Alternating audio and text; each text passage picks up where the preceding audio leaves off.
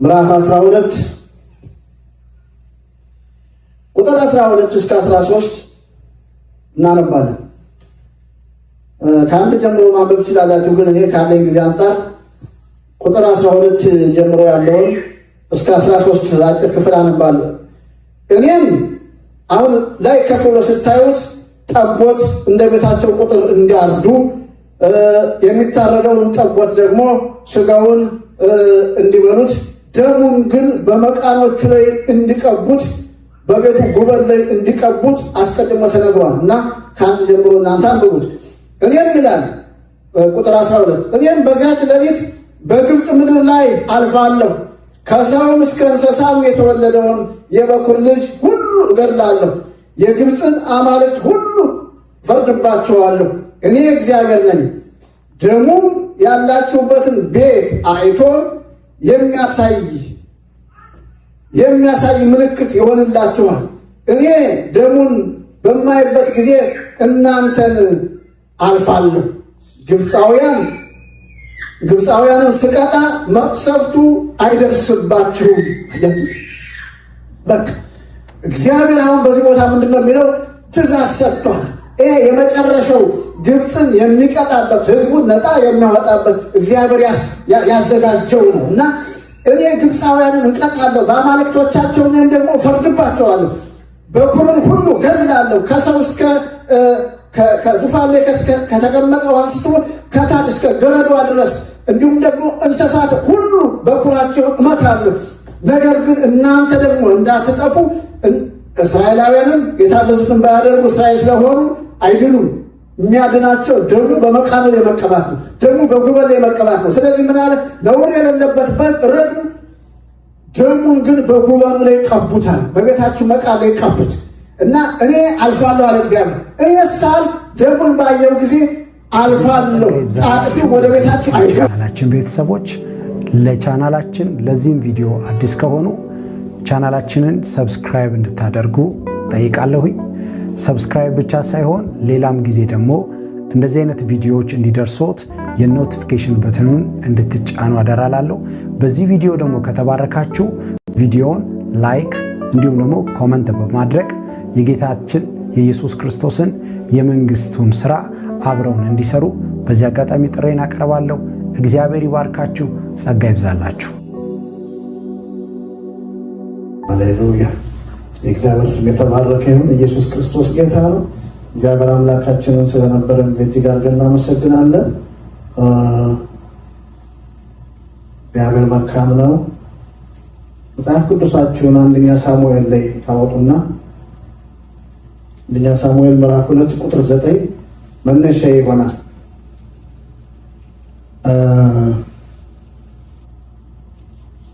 አይ ቲንክ የምፈልገው ቁጥር 9 ነው ግን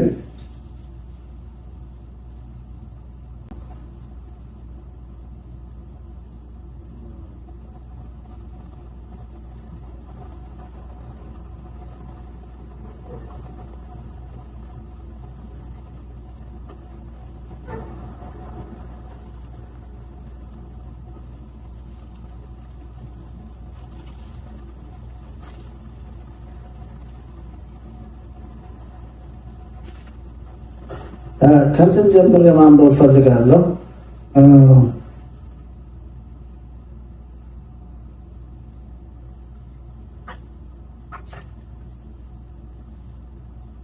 ከቁጥር 24 ጀምሮ ምዕራፍ 1 ቁጥር 24 ጀምሮ ላንብብ።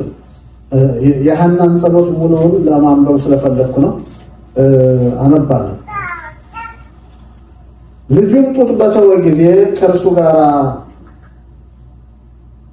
ጋር አንድ የ3 ዓመት ወይፈን፣ አንድ የኤፍ መስፈሪያ ዱቄት እና አንድ አቅማዳ ወይን ጠጅ ወስዳ በሴሎ ወዳለው ወደ እግዚአብሔር ቤት አመጣችው። ልጁም ገና ሕፃን ነበረ። ወይፈኑን ካረዱት በኋላ ልጁን ወደ ኤሊ አቀረቡት። ሐናም ኤሊን እንዲህ አለችው፣ ጌታዬ ሆይ በነፍስህ እምላለሁ፣ እዚህ ቦታ ላይ በአጠገብህ ቁማ ወደ እግዚአብሔር ስትጸልይ የነበረችው ያች ሴት እኔ ነኝ። ስለዚህ እኔም ለእግዚአብሔር እሰጠዋለሁ፣ በሕይወት ዘመኑ ሁሉ ለእግዚአብሔር የተሰጠ ይሆናል። እርሱም በዚያ ለእግዚአብሔር ሰገደ ይላል። አሁን ምዕራፍ 2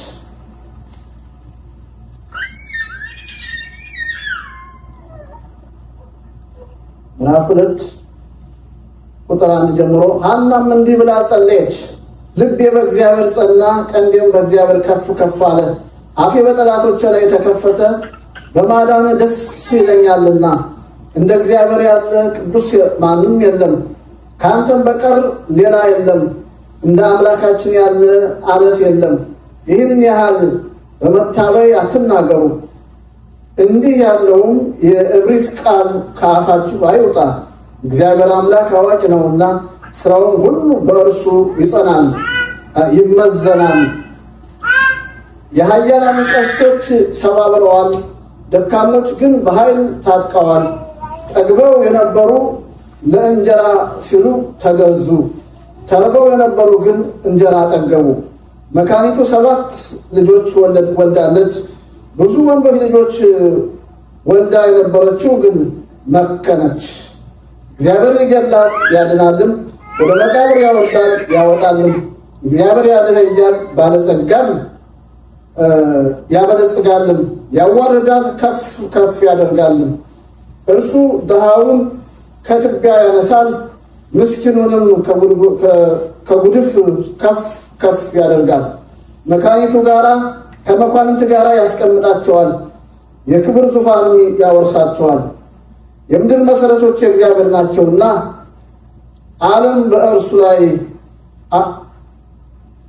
ዓለምን በእነርሱ ላይ አድርጓል። እርሱ የታማኝ አገልጋዮቹን እግር ይጠብቃል። እዚህ ላይ ደግሜ ያነባለሁ፣ ያዙልኝ። እርሱ የታማኞችን አገልጋዮች እግር ይጠብቃል፣ ክፉዎች ግን በጨለማ ውስጥ ይጣላሉ። ሰው በኃይሉ አይታደግም፣ ሰው በኃይሉ ድል አያደርግም። ይቅርታ፣ እግዚአብሔር ጋር የሚጣሉ ይደቃሉ፣ እርሱ ከሰማይ ያንጎዳጉድባቸዋል። እግዚአብሔር እስከ ምድር ዳርቻ ይፈርዳል፣ ለንጉሥ ኃይልን ይሰጣል። የመሲሁንም ቀንድ ከፍ ከፍ ያደርጋል። ከዚያ በኋላ ሕልቃና ወደ ቤቱ ወደ ራማ ሄደ። ብላቴናውም ግን በካህኑ በዔሊ ፊት እግዚአብሔርን ያገለግል ነበር ይላል። ቁጥር 9 ደግሜ ያነበውና እንጸልያለን። እርሱ የታማኝ አገልጋዮቹን እግር ይጠብቃል፣ ክፉዎች ግን በጨለማ ውስጥ ይጣላል። እናመሰግናለን። የዘላለም አምላክ እግዚአብሔር ሆይ ስምህ የተባረከ ይሁን። አንተ የታመንክ አምላክ ስለሆንክ እናከብርሃለን። በዚህ ቦታ ስላለ ደግሞ ከፍ ከፍ እናደርግሃለን። ቃልህን ከፍተን አንብበናል። ቃልህን እንድትሰጠን በኢየሱስ ስም ጸልያለሁ። ለሚሰሙኝም እግዚአብሔር ሆይ አንተ እንድትናገር፣ ይህን አካባቢ ሁሉ አንተ እንድትቆጣጠር በኢየሱስ ስም ጸልያለሁ። ማንኛውም ክፉ ነገር በኢየሱስ ስም የታሰረ ይሁን። ሁሉ ለአንተ ክብር ይሁን። እናመሰግናለን በኢየሱስ ክርስቶስ ስም አሜን። እግዚአብሔር አምላካችን እናመሰግናለን። ወደ ኋላ ያነበብኩትን ምዕራፍ 1 ላይ በጣም ልቤን ስለነካው ደግሜ አንድ ሀሳብ ተናግሬ ማለት እፈልጋለሁ። ዛሬ ያው ተከታታይ ስለሆነ ካለፈው የሚቀጥል ስለሆነ እግዚአብሔር ሕዝቡን ይጠብቃል በሚል ክፍል 5 ነው የምንነጋገረው። ልጁን ጡት በተወ ጊዜ ከእርሱ ጋር አንድ የ3 ዓመት ወይፈን፣ አንድ የኢፍ መስፈሪያ ዱቄትና አንድ አቁማዳ የወይን ጠጅ ወሰዱ። በሴሎ ወዳለው ወደ እግዚአብሔር ቤት አመጣችው። ልጁም ገና ሕፃን ነበረ።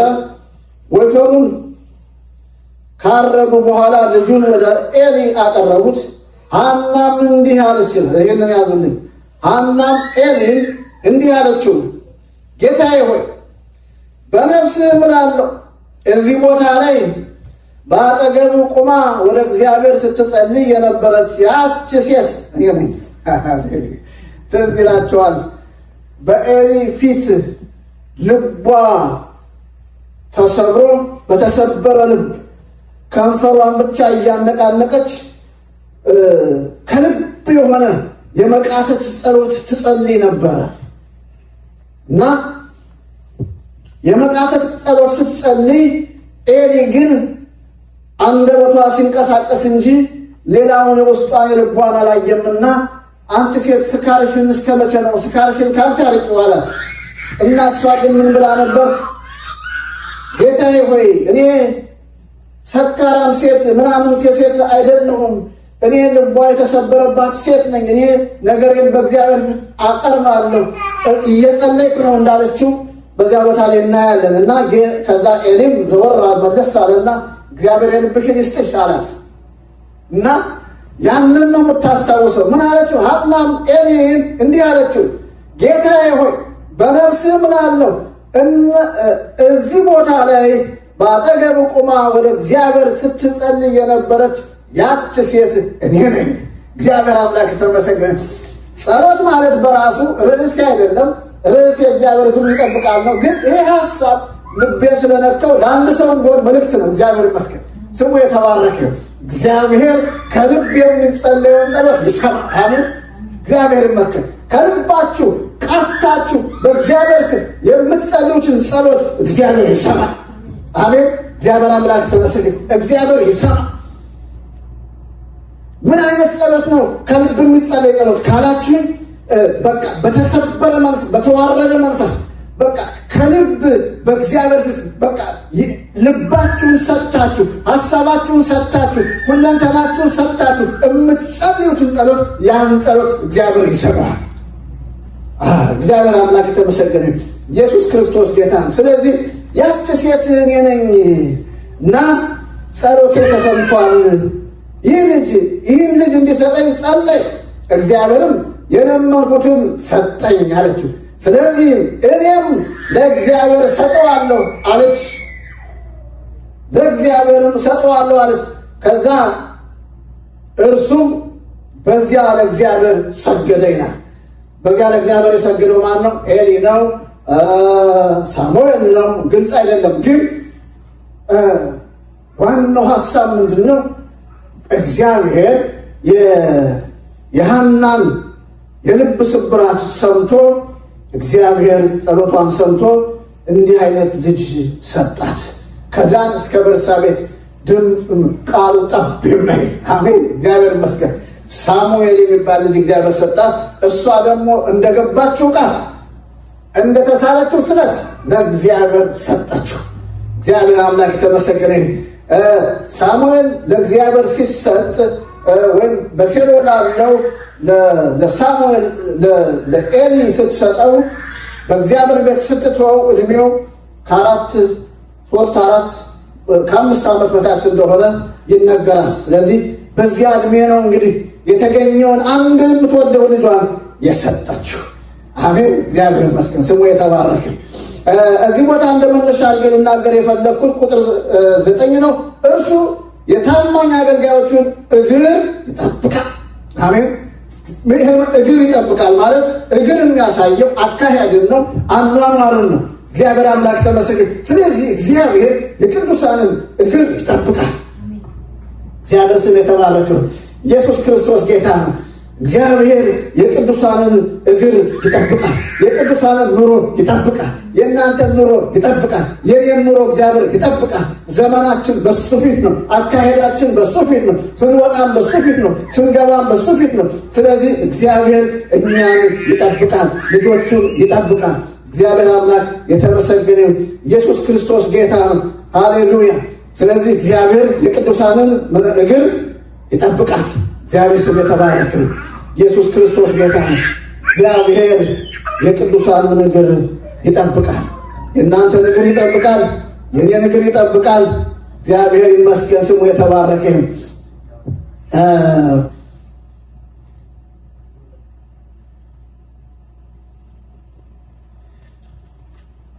መዝሙር 121 ሁላችንም እንደምናውቀው እግርህን ለመናወጥ አይሰጠውም፣ የሚጠብቅህን አይተኛም ይላል። እግዚአብሔር ይመስገን። እግርህን ለመናወጥ አይሰጠውም። የሚያናውጥ ነገር ቢመጣ እንድትናወጥ አይፈቅድም ማለት ነው። የሚያናውጥ ነገር የለም አይባልም። በዚህ ምድር ላይ የሚያናውጥ ነገር ብዙ ነገር አለ። ግን የሚያናውጥ ነገር ቢኖር እግዚአብሔር እንድትናወጥ አሳልፎ አይሰጥም ማለት ነው። የሚጠብቅ አይተኛም ይላል። እግዚአብሔር ይመስገን። ስለዚህ እኛን የሚጠብቅ አይተኛም። አሜን። እግዚአብሔር አምላክ ተመሰገነ። ኢየሱስ ክርስቶስ ጌታ ነው። እንዲሁም መዝሙር 33 ቁጥር 16 እና 17 ንጉሥ በሰራዊቱ ብዛት አይድንም፣ ኃያልም በኃይሉ ብዛት አያመልጥም፣ ፈረስም ከንቱ ነው አያድንም ይላል። በኃይሉም ብዛት አያመልጥም። የሚያመልጥ ማን ነው? በእግዚአብሔር የታመነ እግዚአብሔር አምላክ ተመሰገነ። ኢየሱስ ክርስቶስ ጌታ ነው። ጠባቂው እግዚአብሔር የሆነ ስለዚህ ያ ሰው በእግዚአብሔር ተደግፎ ይኖራል፣ በእግዚአብሔር ታምኖ ይወጣል። እግዚአብሔር አምላክ ተመሰገነ። ኢየሱስ ክርስቶስ ጌታ ነው። እግዚአብሔር ሕዝቡን ይጠብቃል ስንል እግዚአብሔር ሕዝቡን እንዴት ነው የሚጠብቀው ስንል እግዚአብሔር በአምስት የመጠበቂያ መሳሪያዎቹ እንደሚጠብቅ አይተናል። መሳሪያ ስንል ይሄ የዚህ ዓለም ጠባቂዎች እንደሚጠብቁበት አይነት ሳይሆን እነግራቸዋለሁ ምን ምን እንደሆነ ባለፈም ተናግሬያለሁ። አንደኛው እግዚአብሔር በሕልውናው ሕዝቡን እንደሚጠብቅ አይተናል። በስሙ በራሱ ስም እግዚአብሔር ሕዝቡን እንደሚጠብቅ አይተናል። አሁን ማብራሪያ ብዙ ጊዜ ወደዛ አልሄድም። እንደገና ደግሞ በጌታ በኢየሱስ ክርስቶስ ስም ሕዝቡን እንደሚጠብቅ አይተናል። ዛሬ እንድናየው የፈለኩት እግዚአብሔር በጌታ በኢየሱስ ክርስቶስ ደም ሕዝቡን ይጠብቃል። አሜን። በክርስቶስ ደም ሕዝቡን ይጠብቃል። የእግዚአብሔር ስም የተባረከ ይሁን። ኢየሱስ ክርስቶስ ጌታ ነው። በጌታ በኢየሱስ ክርስቶስ ደም እግዚአብሔር ሕዝቡን ይጠብቃል። አንድ ነገር መናገር ፈልጋለሁ።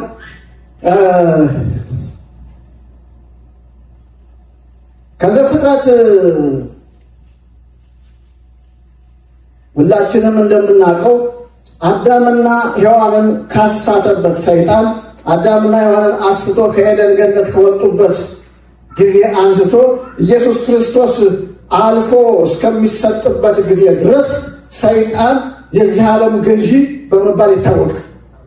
ይህን ዓለም የሚገዛው ማን ነበር ብትሉ ሰይጣን። አዳምና ሔዋንን ካሳተበት ጊዜ አንስቶ ኢየሱስ ክርስቶስ አልፎ በመስቀል ላይ እስከተሰጠበት ጊዜ ድረስ ተፈጸመ እስከሚልበት ጊዜ ድረስ ደሙ እስከሚፈስበት ጊዜ ድረስ ሕይወቱ እስከሚሰጥበት ጊዜ ድረስ ሰይጣን ይችን ዓለም ይገዛ ነበር። የዚህ ዓለም ገዢ ተብሎ ይታወቃል። ይህንን ጌታ ኢየሱስ ክርስቶስ ራሱ በወንጌል ላይ ይነግረናል። ለምሳሌ ሁለት ቦታዎችን አነብላችኋለሁ። እኔ አነባለሁ እዚህ ስለጻፍኩት ዮሐንስ 14 ቁጥር 30 ላይ ዮሐንስ ወንጌል 14 ቁጥር 30 ላይ የዚህ ዓለም ገዢ ይመጣል፣ በእኔ ላይም አንዳች የለውም ይላል ጌታ። የዚህ ዓለም ገዢ ወደ እኔ ይመጣል፣ በእኔ ላይ ግን አንዳች የለውም። ምን ማለት ነው? አንዳች የለውም። የሰይጣን አንዳች ወይም ሰይጣን አታክ የሚያደርግበት ምክንያት ኃጢአት ነው። ኃጢአት ከሌለ ምንም ማድረግ አይችልም። ኃጢአት ደግሞ በጌታ ላይ ምንም ስለሌለ ያን ነው አንዳች የለውም ማለት። በእኔ ላይ የሚያገኝበት ነገር ምንም የለም። ሰይጣን እንዳልኳችሁ አቅሙ ኃጢአት ሲያገኝ ብቻ ነው። ስለዚህ ጌታ ዋናው ፖይንት ምንድን ነው? የዚህ ዓለም ገዢ ብሎ ጌታ ራሱ ሲናገር እንመለከታለን። የዚህ ዓለም ገዢ ብሎ ተናገረ። ሌላው በምዕራፍ ይሄ አሁን የነገርኳችሁ 14 ምዕራፍ 14 ቁጥር 30 ነው። ምዕራፍ 12 ቁጥር 31 ላይም ደግሞ ይናገራል። አሁን የዚህ ዓለም ገዢ አሁን የዚህ ዓለም ፍርድ ደረሰ። አሁን የዚህ ዓለም ፍርድ ደርሷል። አሁን የዚህ ዓለም ገዢ ወደ ውጭ ይጣላል ይላል። አያችሁ፣ አሁን የዚህ ዓለም ፍርድ ደርሷል። ሰይጣን የሚፈረድበት ጊዜ፣ ሰይጣን የሚጣልበት ጊዜ፣ ኢየሱስ አልፎ የሚሰጥበት ጊዜ፣ ሰይጣን ደግሞ የሚሸነፍበት ጊዜ እንደደረሰ ነው የሚናገረው። አሁን የዚህ ዓለም ፍርድ ደርሷል። አሁን የዚህ ዓለም ገዢ ወደ ውጭ ይጣላል ይላል። ሰይጣን የዚህ ዓለም ገዢ ተብሏል ብያችኋለሁ። የሚጣለው ወደ ውጭ፣ ስልጣኑ የሚወሰደው መቼ ነው ብትሉ ኢየሱስ ክርስቶስ አልፎ ሲሰጥ፣ ያንን በኋላ ላይ እናያለን። ስለዚህ እስከዛ ድረስ የዚህ ዓለም ገዢ በመባል ይታወቃል። እና ይህንን ሀሳብ አስቀድማችሁ እንድትይዙ ስለፈለግኩ ነው። ሰይጣን ለምሳሌ ሰይጣን አሁን ኢየሱስ ክርስቶስን በመስቀል ላይ እንዲሰቀል አይሁዶችን ተጠቅሞ ማን ነው ኢየሱስ እንዲሰቀል ያደረገው? ሰይጣን ነው። እና ሰይጣን ግን ሁሉን አዋቂ ስላልሆነ ኢየሱስ ክርስቶስን በመስቀል ላይ ተሰቅሎ እንዲገደል ያደረገው በቃ የእሱን ተቀናቃኝ እንደገደለው ነገሩ እዚያ ላይ እንደሚያበቃ መስሎት ነበር። የእሱ ስልጣን እንደሚወሰድ ኢየሱስ ክርስቶስ በመስቀል ላይ ሲሞት ለሰው ሁሉ የዘላለምን ሕይወት እንደሚሰጥ ቢያውቅ ኑሮ አያደርገውም ነበር። ነገር ግን ኢየሱስ ክርስቶስ በመስቀል ላይ ሲሞት አንደኛ የሰይጣን ስልጣኑ ያን ጊዜ ያበቃል። ሁለተኛ ለእኛ ደግሞ የዘላለም ሕይወት የሚሰጥበት መንገድ ያን ጊዜ ተጀመረ። ኢየሱስ ክርስቶስ በሞቱ ነው እኛን የሚያድነን። እግዚአብሔር አምላክ ተመሰገነ። ኢየሱስ ክርስቶስ ጌታ ነው። ስለዚህ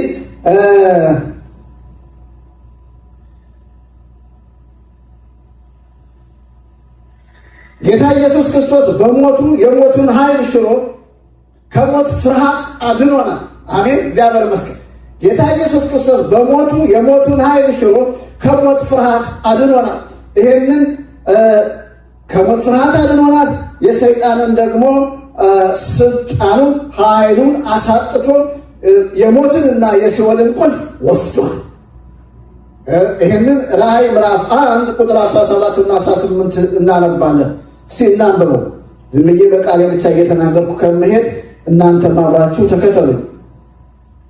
ራእይ ምዕራፍ 1 ቁጥር 17 እና 18 ዮሐንስ ሐዋርያው ዮሐንስ የተናገረው ቃል ነው። ምዕራፍ 10 ቁጥር 17 ምንድነው የሚለው? ምዕራፍ 1 ባየሁት ጊዜ እንደሞተ ሰው ሁኜ በእግሩ ስር ወደቅሁ። ማንም ሲያይ ጌታ ኢየሱስን ማለት ነው። ከላይ አንስቶ ስታነቡት እርሱም ቀኝ እጁን በላይ ጭኖ እንዲህ አለ፣ አትፍራ፣ የመጀመሪያውም የመጨረሻውም እኔ ነኝ። እኔ ሕያው ነኝ፣ ሙቼ ነበር፣ እነሆ አሁን ከዘላለም እስከ ዘላለም ድረስ ሕያው ነኝ። የሞትና የሲኦል መክፈቻ በእጄ ነው። ማለት በሞትና በሲኦል ላይ ስልጣን ያለኝ፣ ቁልፍ የሚያሳየው ስልጣን ነው። ስልጣን ያለኝ እኔ ነኝ። ከዛ በፊት በሞትና በሲኦል ላይ ስልጣን የነበረው ማን ነው? ዲያብሎስ ነው፣ ሰይጣን ነው። አሁን ኢየሱስ ክርስቶስ ሲሞት የሞትን ኃይል ድል አድርጎ ሰይጣንን ድል አድርጎ ቁልፉን ወሰደ፣ ስልጣኑን ወሰደ። ስለዚህ ኢየሱስ ክርስቶስ ሕዝቡን ያድናል፣ ሕዝቡን ይጠብቃል። ከምን? ከሞት ፍርሃት። አሜን፣ እግዚአብሔር ይመስገን። ከሞት ፍርሃት እግዚአብሔር ይመስገን። ሞት አሁን እኛም ክርስቲያንን አያስፈራም። አሜን። ሞት ለእኛ ድልድይ ነው። ሞት ለእኛ መሻገሪያ ነው። ብንሞት ከዚህ ወደ ሌላ ወደ እግዚአብሔር መንግስት ነው የምንሄደው። ነገር ግን በኋላ ላይ እናየዋለን። ለሰው አንድ ጊዜ ሞት፣ ከዛም በኋላ ደግሞ ፍርድ ተመድቦለታል ነው የሚለው። ስለዚህ ከዘላለም ሞት አድኖናል። በኋላ ላይ እናየዋለን። ስለዚህ ዘላለም ሞት እኛን አያስፈራንም። እግዚአብሔር ይመስገን፣ ስሙ የተባረከ። ስለዚህ ኢየሱስ ክርስቶስ ከምን አዳነን? ከሞት አዳነን። አሜን። ሰይጣንን አንደኛ ዮሐንስ ምዕራፍ 3 ቁጥር 9 ሐዋርያው ዮሐንስ ሲናገር ምን ይላል? የዲያብሎስን ስራ ሊያፈርስ የእግዚአብሔር ልጅ ተገለጸ ይላል፣ ወይም መጣ። ኢየሱስ ክርስቶስ የመጣው የዲያብሎስን መንግስት ሊያፈርስ ነው። የእሱን መንግስት ሊያፈርስ የእሱን በቃ አሁን ሰይጣን በቤተ ክርስቲያን ላይ ሰይጣን በአማኞች ላይ ኃይል የለው፣ አይዞርም ማለት አይደለም። ራሱ ዮሐንስ ይናገራል፣ እንደሚያገሳ አንበሳ ይዞራል ይላል። ግን ስልጣኑ ተወስዶበታል። ምንም ሊያረግ አይችልም። እግዚአብሔር አምላክ ተመሰገነ። ለምን? ኢየሱስ ክርስቶስ ከሁሉ ነገር ጠባቂያችን ነው። ደሙ ጠባቂያችን ነው። ስሙ የተባረከ። ኢየሱስ ክርስቶስ ጌታ ነው እና ባለፈ እንትን እንዳልኩት ለኢየሱስ ክርስቶስ የተሰጠውን ስልጣን ማወቅ በጣም አስፈላጊ ስለሆነ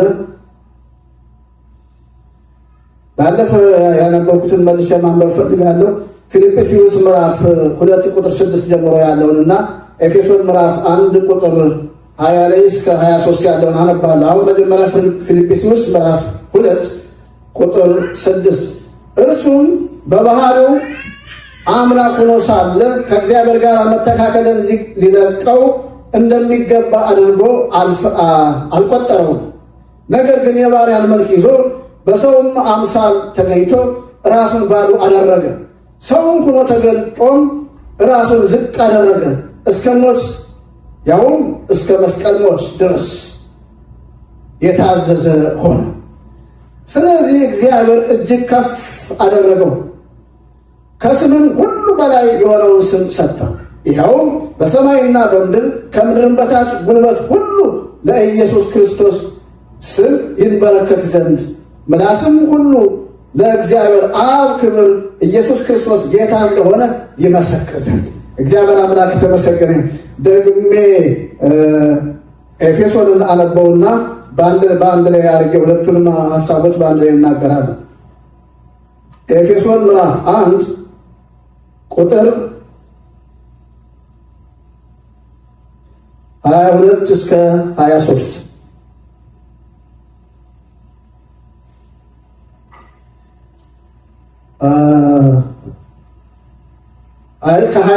ከ20 ጀምር። ክርስቶስን ከሙታን ሲያስነሳውና በሰማያዊ ስፍራ በቀኙ ሲያስቀምጠው የታየው ነው። የተቀመጠውም ከግዛትና ከስልጣን ከኃይልና ከጌትነት እንዲሁም በአሁኑ ዘመን ብቻ ሳይሆን በሚመጣውም ዘመን ቢሆን ሊሰየም ከሚቻለው ስም ሁሉ በላይ እግዚአብሔርም ሁሉን ከእግሩ በታች አስገዛለት። በቤተ ክርስቲያንም በማንኛውም ነገር ላይ ራስ አድርጎ ሾመው።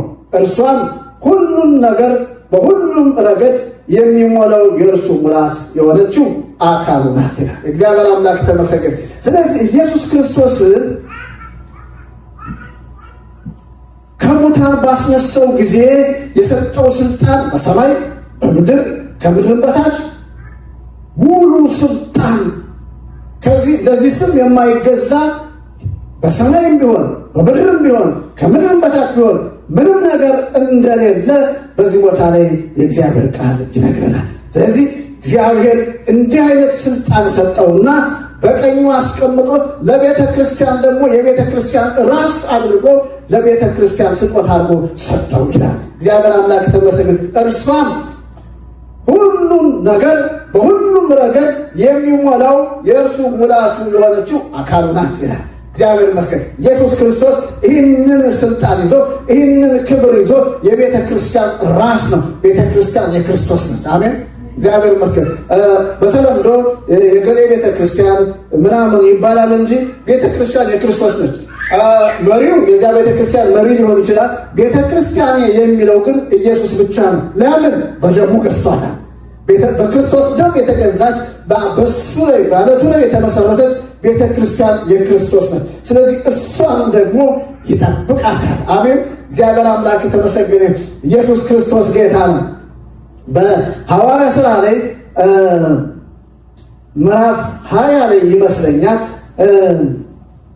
ምዕራፍ 20 ላይ ይመስለኛል እና ምዕራፍ 20 ላይ ቁጥሩን አላስታውሰውም፣ ግን ቤተ ክርስቲያንን ሐዋርያው ጳውሎስ ሲናገር በደሙ የዋጃትን ቤተ ክርስቲያን በደሙ በዋጃት ቤተ ክርስቲያን ላይ እናንተን ጳጳሳትና ሐዋርያ አድርጎ ሲያስቀምጣችሁ በደሙ ለዋጃት ቤተ ክርስቲያን እንዲጠነቀቁ ይናገራቸዋል። ቤተ ክርስቲያን በደሙ የተዋጀች ነች። አሜን።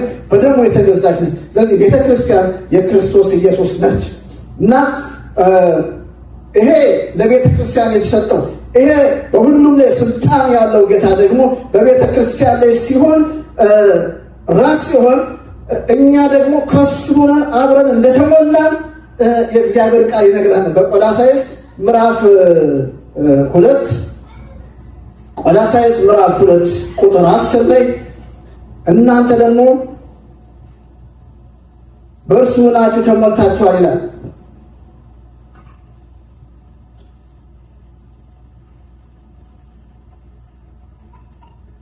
ቆላሳይስ ምዕራፍ 2 ቁጥር 10 ምንድን ነው የሚለው?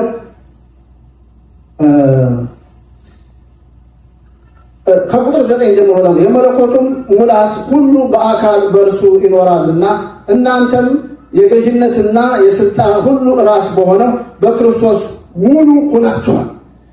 በዚያኛው በድሮ ትርጉም በሱ ሆናችሁ አብራችሁ እናንተም ተሞልታችኋል ይላል። ከስልጣኑ ተካፍላችኋል ነው የሚለው። እግዚአብሔር አምላክ ተመሰገነ። ኢየሱስ ክርስቶስ ግን የመለኮት ሙላት ማለት ስልጣን ሁሉ ክብር ሁሉ በሱ አለ። እናንተ ደግሞ አብራችሁ በሱ ሆናችሁ ተሞልታችኋል ይላል። እግዚአብሔር አምላክ የተመሰገነ እና ይሄ ጌታ ደግሞ ስልጣኑን እያካፈለ አሁን ሉቃስ ምዕራፍ 10 ቁጥር 18 እና 20 ስታዩ እንዲሁም ማርቆስ 16 17 ስታዩ ኢየሱስ ክርስቶስ አስታርቆ እንደላካቸው እንመለከታለን። ሙታንን አስነሱ፣ ዕውራንን አብሩ፣ ሽባዎችን ፈውሱ፣ በቃ ወንጌልን በነፃ ተቀብላችሁ በነፃ ስጡ፣ በነፃነት ስበኩ አለ እና የሄዱትም ደግሞ በተለይ ሉቃስ 10 ላይ ሰባዎችን በደስታ ተመለሱ ይላል እና አጋንንትን አውጥተው ሙታንን አስነስተው ለምጻሞቹን አንጽተው ወንጌልን ሰብከው በደስታ ተመለሱና ተመልሰው መጥተው ለጌታ ነገሩት። አጋንንት እኮ በስሙ ተገዙልን አሉት እና ጌታ በቃ አጋንንት ስለተገዙላችሁ በዚህ ደስ አይበላችሁ፣ ነገር ግን ስማችሁ በሕይወት መዝገብ በሰማይ ስለተጻፈ በዚያ ደስ ይበላችሁ አላቸው ይልና ከዛ ዞር ብሎ ከነሱ በመንፈሱ ሐሴት አደረገ ይላል። ለምን?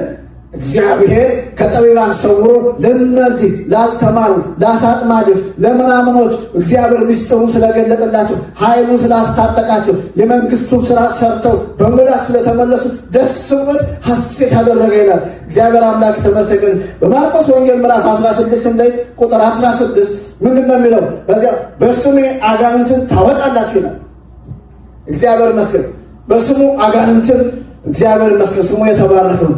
ዛሬ በስሙ ቤተክርስቲያን ከጠላት አሰራር ከዲያብሎስ አሰራር ነፃ ትሆናለች። እግዚአብሔር ይመስገን። በደሙ ነፃ ትሆናለች። እግዚአብሔር አምላክ የተመሰገነ። ኢየሱስ ክርስቶስ ጌታ ነው። አራተኛውን እየተነጋገርና ያለ ነው። በኢየሱስ ክርስቶስ ደም ቤተክርስቲያን ወይም እያንዳንዳችን ዛሬ በደሙ እንጠበቃለን። ደሙ ሁለት ነገር፣ አንደኛው የመጀመሪያው ከኃጢአት ያድነናል። በኃጢአት ከሚመጣው ፍርድ፣ በኃጢአት ከሚመጣው ሞት ያድነናል ደሙ። አሜን፣ እግዚአብሔር ይመስገን።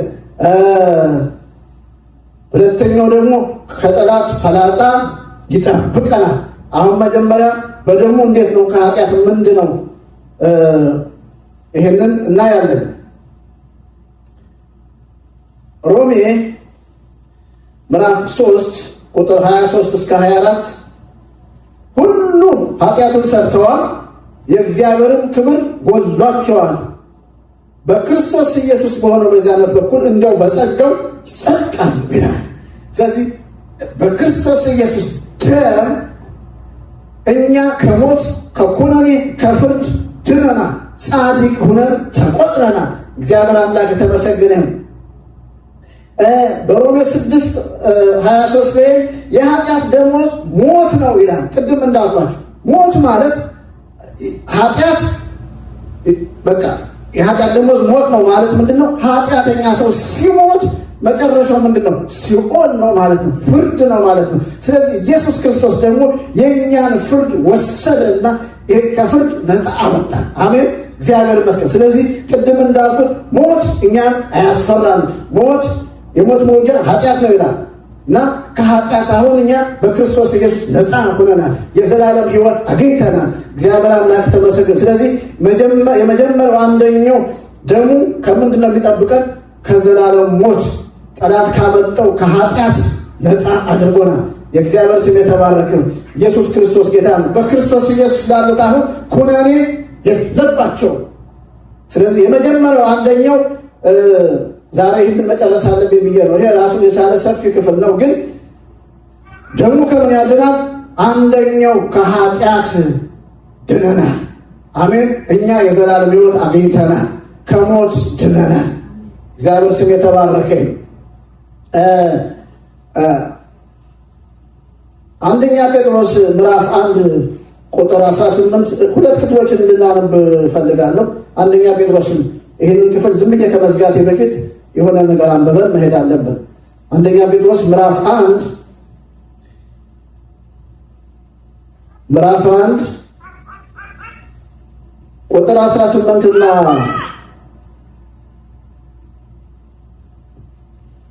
19 ምንድን ነው የሚለው? ከቀድሞ ከአባቶቻችሁ ከወረሳችሁት ከንቱ ከሆነ ሕይወት የተዋጃችሁት በሚጠፋ ነገር በብር ወይም በወርቅ እንዳልሆነ ታውቃላችሁ። ነገር ግን እናንተ የተዋጃችሁት ነውርና እንከን እንደሌለበት በግ ደም በክርስቶስ ኢየሱስ ክቡር ደም ነው። እርሱም አስቀድሞ የታወቀው ዓለም ሳይፈጠር ከመፈጠሩ በፊት ሲሆን አሁን ግን በመጨረሻው ዘመን ለእናንተ ተገለጠ ይላል። ስለዚህ እናንተ የተዋጃችሁት ከአባቶቻችሁ በወረሳችሁት በከንቱ ነገር አይደለም እና በክርስቶስ ኢየሱስ ክቡር ደም በጠቦት በበግ ደም ሳይሆን እናንተ የተዋጃችሁት ነውር በሌለበት በክርስቶስ ኢየሱስ ደም ነው ይላል ሐዋርያው ጳውሎስ። ጴጥሮስ። እግዚአብሔር ስም የተባረከ። ስለዚህ እኛ የተዋጀነው በክርስቶስ ኢየሱስ ደም ነው። ያለ ደም መፍሰስ የኃጢአት ስርየት የለም ይላል። ስለዚህ ደም ሳይፈስ የኃጢአት ስርየት የለም። የክርስቶስ ኢየሱስ ደም በመፍሰሱ እኛ ደግሞ በዚህ ደም ነፃ ወጥተናል። ዕብራውያን 9 ቁጥር 11 እስከ 12 አነብና የዚህኛውን ሐሳብ እጨርሳለሁ።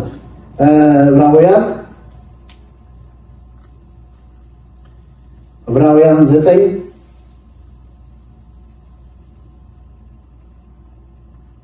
ከ11 እስከ 12 ክርስቶስ አሁን ስላሉት መልካም ነገሮች ሊቀ ካህናት ሆኖ በመጣ ጊዜ በሰው እጅ ወዳልተሰራችው ከዚህ ፍጥረት ወዳልሆነችው ታላቅና ፍጹም ድንኳን ገባ። የገባውም የፍየልንና የጥጆችን ደም ይዞ አይደለም፣ ነገር ግን የዘላለምን ቤዛነት ሊያስገኝ የራሱን ደም ይዞ ወደ ቅድስት ቅዱሳን ለአንዴና ለመጨረሻ ገባ። ሃሌሉያ! እግዚአብሔር አምላክ የተመሰገነ። ኢየሱስ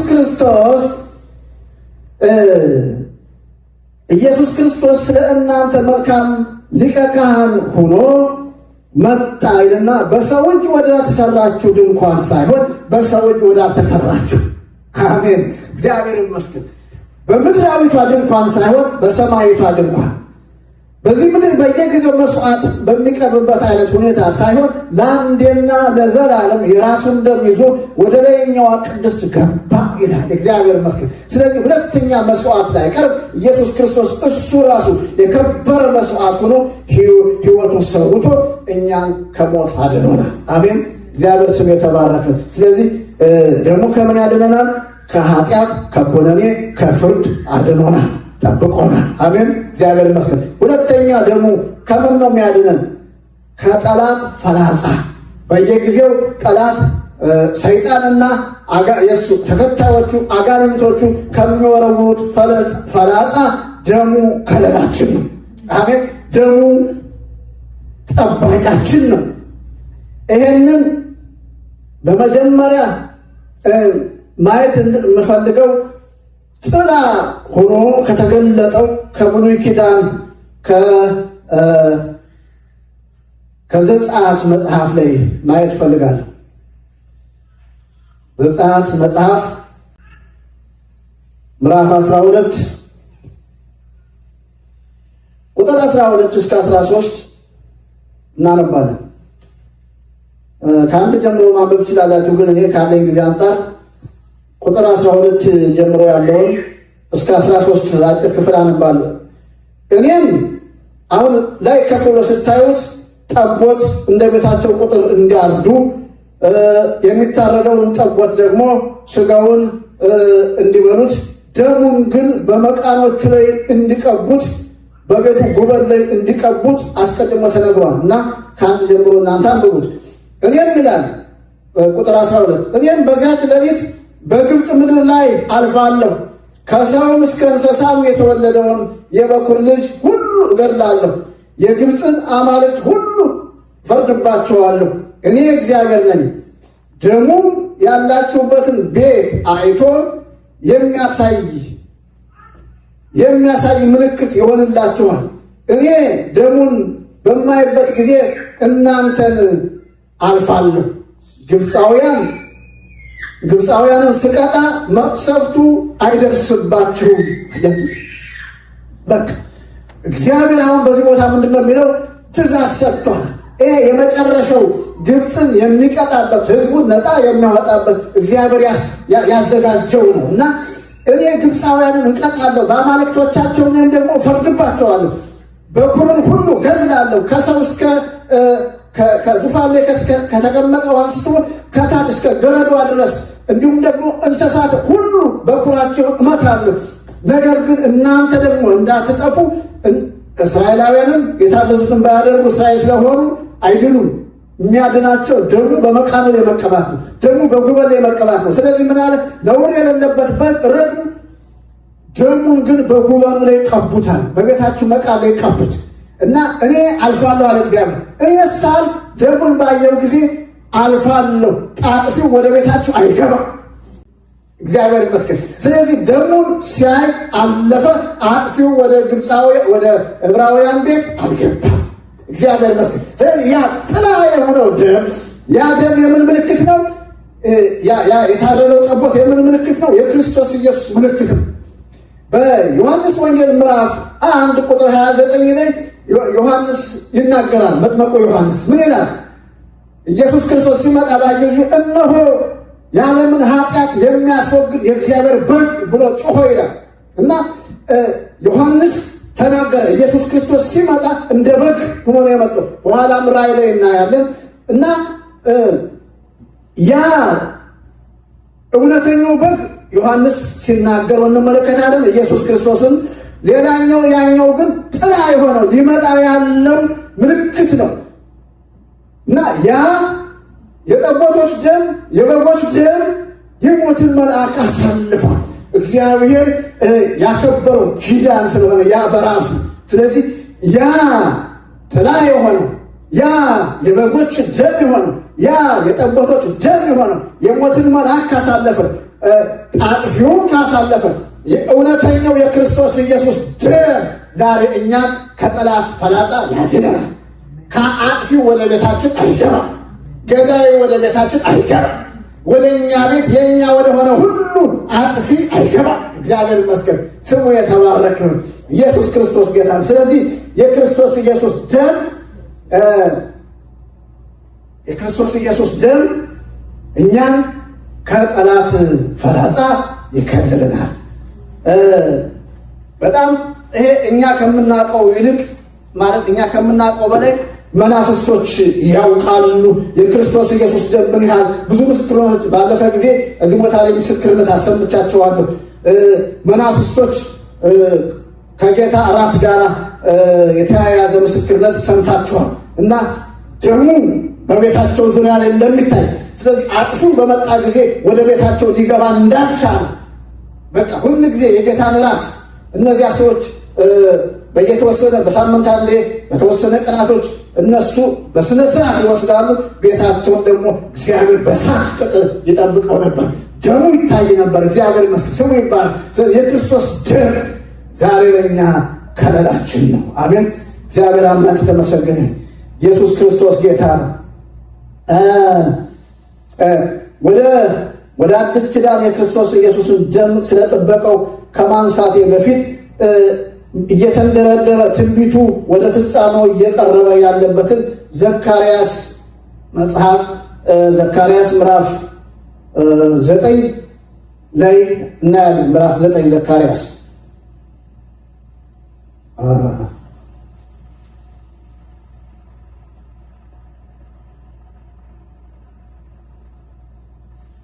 ምዕራፍ 9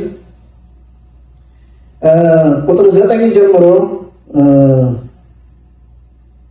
የምፈልገው ቁጥር 11 ነው፣ ግን ከ9 ጀምሮ ስለሆነ ሐሳቡ የተያያዘው አነበዋለሁ። አንቺ የጽዮን ልጅ ሆይ እጅግ ደስ ይበልሽ፣ አንቺ የኢየሩሳሌም ልጅ ሆይ እልል በይ። እነሆ ጻድቁና አዳኙ ንጉሥሽ ትሑት ሆኖ በአህያ ላይ ተቀምጦ በአህያ ግልገል በውርንጫይቱ ላይ ሆኖ ወደ አንቺ ይመጣል። ተመልከቱ፣ ኢየሱስ ክርስቶስ እንደዛ ሆኖ ወደ ኢየሩሳሌም ሄዷል። ሰረገሎችን ከኤፍሬም የጦር ፈረሶቹን ከኢየሩሳሌም እወስዳለሁ። የጦርነቱን ቀስት ይሰበራል፣ ሰላምን ለአሕዛብ ያውጃል። ግዛቱም ከባህር እስከ ባህር ከወንዙም እስከ ምድር ድረስ ይዘረጋል። ይሄን አሁን ያዙልኝ። ለአንቺ ደግሞ ይላል፣ ለአንቺ ደግሞ ለማን? ለኢየሩሳሌም። ለአንቺ ደግሞ ከአንቺ ጋር ከገባሁት የደም ቃል ኪዳን የተነሳ እስረኞችሽን ውሃ ከሌለበት ጉድጓድ ነፃ እለቃቸዋለሁ። ሃሌሉያ። ለአንቺ ደግሞ ከገባሁት ከደም ቃል ኪዳን የተነሳ እስረኞችሽን ውሃ ከሌለበት ጉድጓድ ነፃ አወጣቸዋለሁ።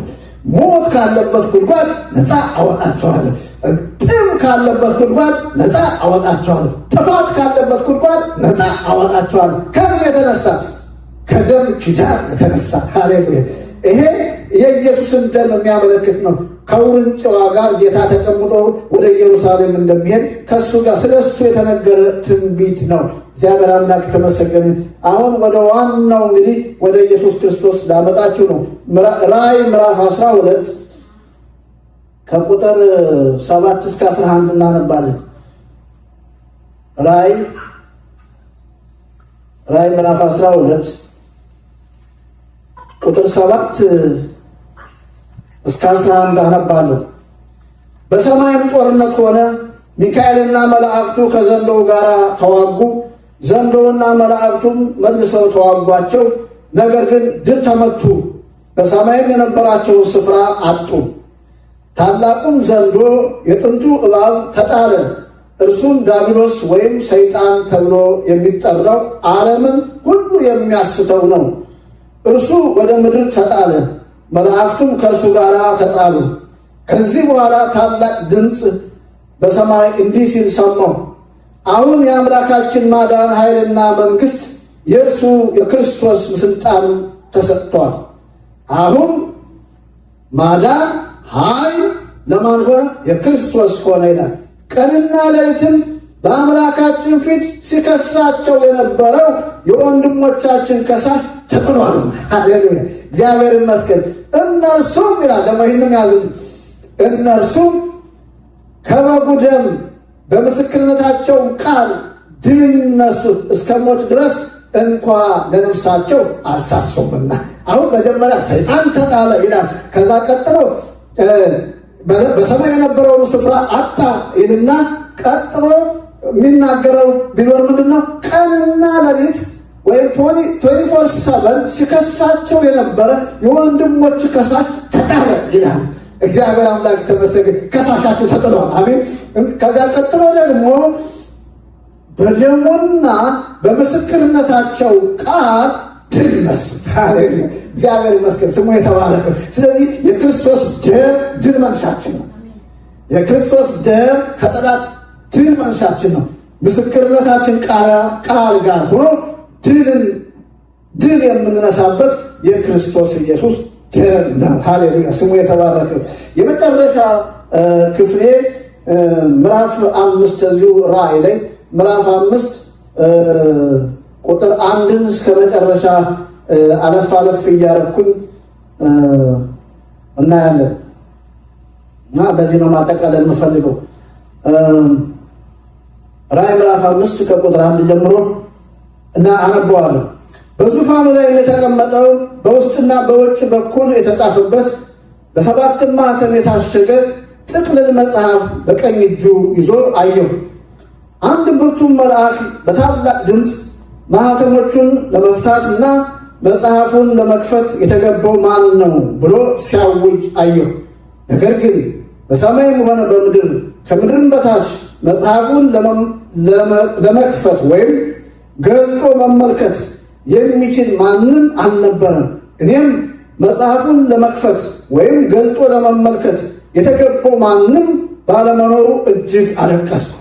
ከዚያም ከሽማግሌዎቹ አንዱ አታልቅስ፣ ሃሌሉያ አሜን፣ አታልቅስ፣ እነሆ ከይሁዳ ነገድ የሆነው አንበሳ የዳዊት ስር ድል ነስቷል አለ። አሜን፣ እግዚአብሔር ይመስገን። እርሱ መጽሐፉን ሊከፍትና ሰባቱንም ማኅተም ሊፈታ ይችላል አለኝ። ከዚያም በዙፋኑና በአራቱ ሕያዋን ፍጡራን በሽማግሌዎቹም መካከል የታረደ የሚመስል በግ ቆሞ አየሁ። ሃሌሉያ! እግዚአብሔር አምላክ የተመሰገነ። አያችሁ፣ አሁን ዮሐንስ ያያል በሰባት ማኅተም የታሸገ በውስጥም በውጭም የተጻፈበት እና ያንን ማንበብ ቀርቶ መጽሐፉን ማየት የሚችል ሰው እንደሌለ ሳጣ እጅግ አለቀስኩ ይላል። እጅግ ሳለቀስ ከሽማግሌዎች መካከል አንዱ ነው አታልቅሳል። እግዚአብሔር ይመስገን። እግዚአብሔር ሕዝቡ እንዲያለቅስ አይፈልግም። አሜን። አታልቅሳል። ለምን ስል ከይሁዳ ነገድ የሆነው አንበሳ እሱ ድል ነስቷል። ማኅተሙን ሊፈታ ይችላል። ከዛ ዘወር ስላለ በአራቱ እንስሳ መካከልና በሽማግሌዎች መካከል እንደታረደ በግ ቁሞ አየሁ ይላል። አሁን የታረደ በግ፣ አንገቱ የተቆረጠ በግ፣ አንገቱ ተቆርጧል እና በቃ ቢላ አርፎበታል። ደሙ እየፈሰሰ ሲቆም እንዴት ነው የምታየው? ታርዷል እኮ ደሙ እየተንጠባጠበ ማለት ነው። ስለዚህ እንደዚያ ሆኖ የቆመ በግ አየዋል። ግን በግ አይደለም፣ ኢየሱስ ነው። ሁለት ጊዜ ዮሐንስ ኢየሱስን እንደ በግ ይላል። ቅድም እንደነገርኳችሁ በምዕራፍ 1 ዮሐንስ ወንጌል ቁጥር 29 ላይ ያለምን ኃጢአት የሚያስወግድ የእግዚአብሔር በግ፣ እዚህ ደግሞ እንደታረደ በግ ሆኖ አየሁት ይላል። ስለዚህ ያ ደሙን እያንጠባጠበ እንደ በግ ሆኖ የቆመው ኢየሱስ እግዚአብሔር በሰባት ማኅተም የተዘገውን መጽሐፍ ፈቶ እግዚአብሔር ይመስገን ስሙ የተባረከ። ስለዚህ ያ ደሙ እየተንጠባጠበ የቆመው ኢየሱስ የእናንተን ችግር ዛሬ ይፈታዋል። የእኛን ችግር ዛሬ ይፈታዋል። የተዘጋውን ነገራችን ይከፍተዋል። የታሰረው ነገራችን ይፈታዋል። እግዚአብሔር ይመስገን። በቃ መፍትሄ ያጣው ነገራችን መፍትሄ ይሰጠዋል። እግዚአብሔር አምላክ የተመሰገነ። ኢየሱስ ክርስቶስ ጌታ ነው። ስለዚህ እንደታረደ በግ ሆኖ ቁሞ አየሁት እና ከዚያም በዙፋኑ በአራቱም ሕያዋን ፍጡራን በሽማግሌዎቹ መካከል የታረደ የሚመስል በግ ቆሞ አየሁ። በጉም 7 ቀንዶችና 7 ዓይኖች ነበሩት። እነርሱም ወደ ምድር ሁሉ የተላኩ 7ቱ የእግዚአብሔር መናፍስት ናቸው። እርሱም ይላል መጥቶ መጽሐፉን በዙፋኑ ላይ ከተቀመጠው ከቀኝ እጁ መጽሐፉን ወሰደ። መጽሐፉንም በወሰደ ጊዜ 4ቱ ሕያዋን ፍጡርና 24ቱ ሽማግሌዎችም በበጉ ፊት በግንባራቸው ተደፉ። እያንዳንዳቸውም የቅዱሳን ጸሎት የሆነውን በገናና ዕጣን የሞላበትን የወርቅ ሙዳይ ይዘው ነበር። እንዲህም እያሉ አዲስ መዝሙር ዘመሩ። መጽሐፉን ልትወስድ ማኅተሞችንም ልትፈታ ይገባሃል፣ ምክንያቱም ታርደሃል። ሃሌሉያ! እግዚአብሔር ይመስገን። መጽሐፉን ልትወስድ ማኅተሙን ልትፈታ ይገባሃል። ለምን? ምክንያቱም ታርደሃል። በደምህም ከነገር ሁሉ ከቋንቋ ሁሉ ከወገንም ሁሉ ከሕዝብም ሁሉ ሰዎችን ዋጅተህ ለሕዝብ ለአምላካችን መንግሥት ካህናት አድርገሃቸዋል። እነርሱም በምድር ላይ ይነግሣሉ። ከዚያም ተመለከትኩ፣ የብዙ መላእክትን ድምፅ ሰማሁ። ቁጥራቸውም 1000 ጊዜ 1000 አላፋት ጊዜ አላፋት። እነርሱም በዙፋኑና በሕያዋን ፍጡራን በሽማግሌዎቹ ፊት ከበው ነበር። በታላቅም ድምፅ እንዲህ አሉ፣ እንዲህ ብለው ዘመሩ። የታረደው በግ ኃይልና ባለጠግነት፣ ጥበብና ብርታት፣ ክብርና ሞገስ፣ ምስጋናም ሊቀበል ይገባዋል። ከዛም በሰማይም በምድርም ከምድርም በታችና በባህር በእነርሱም ውስጥ ያሉ ፍጥረታት ሁሉ እንዲህ ብለው ሲዘምሩ ሰማሁ። በዙፋኑ ላይ ለተቀመጠውና ለበጉ ምስጋና፣ ሞገስ፣ ክብርና ኃይል ከዘላለም እስከ ዘላለም ይሁን። 4ቱም ሕያዋን ፍጡራንም አሜን አሉ። ሽማግሌዎችም በግንባራቸው ወድቀው ሰገዱ ይላል። ሃሌሉያ! እግዚአብሔር ስም የተባረከ ይሁን። ኢየሱስ ክርስቶስ ጌታ ነው። መልእክቴን ለማጠቃለል እግዚአብሔር ይመስገን በዚህ ቦታ እንዳየ ነው፣ እስካሁን ባየናቸው ክፍሎች እንዳየ ነው። ደሙ ከኃጢአት ከፍርድ ከሞት ያድናል። ደሙ ከጠላት ፈላጻ ይጠብቃል። ደሙ የተዘጋን ነገር ይከፍታል። አሜን። እግዚአብሔር ይመስገን። ደሙ አገልጋዮቹን ለራሱ ክብር ይሾማል። ከነገድ ከቋንቋ ቀብተህ ዋጅተህ ካህናት አድርገህ እግዚአብሔር ይመስገን ሕዝብህን ካህናት አድርገህ ለአምላካችን መንግስት ሹመሃቸዋል ይላል። ስለዚህ እግዚአብሔር ይመስገን ደሙ ከለላችን ነው። ዋናው ፖይንቴ ደሙ ጠባቂያችን ነው። አሜን። በዚህ ደም ተጠብቀን እንወጣለን። በዚህ ደም ተጠብቀን እንገባለን። አሁን ደሙን በራሳቸው ላይ ጥሩ የመጨረሻ ጸሎት ጸልያለሁ። እግዚአብሔር አባት በኢየሱስ ክርስቶስም ስለመጣው ቃል እናመሰግናለን። ቃል ሕያው ነው። ዛሬ ደግሞ ይህንን ደም እንጠራለን። ደሙ ዛሬም ትኩስ ነው። ደሙ ዛሬም ትኩስ ነው። ዛሬም ትኩስ ነው። ከአቤል ደም ይልቅ የሚበልጥ ደም ዛሬም አለ። ይህንን ደም እንጠራለን። ይሄ ደም ይጠብቀናል። ይሄ ደም ይከልለናል። በምንሄድበት ቦታ ሁሉ ከእኛ ጋር ይሄዳል። እግዚአብሔር አባት እናመሰግናለን። ስምህ የተባረከ ይሁን። ይህን ደም አልፎ እኛን ሊጎዳ የሚችል ኃይል ስለሌለ እናከብርሃለን። ክብር ሁሉ ለአንተ ይሁን ጌታ ኢየሱስ። በፈቃድ ስለሰጠኸው ደም፣ በፈቃድ ስለሰጠኸው ሕይወት፣ በፈቃድ ስለዋጅህን እናመሰግንሃለን። ስምህ የተባረከ ይሁን። ይህ ቃል 100 ፍሬ ያፍራ። ለቃሚ አጋንንታዊ ወፎች የታሰሩ ሁሉ ለክብር ይሁን። በኢየሱስ ክርስቶስ ስም አሜን።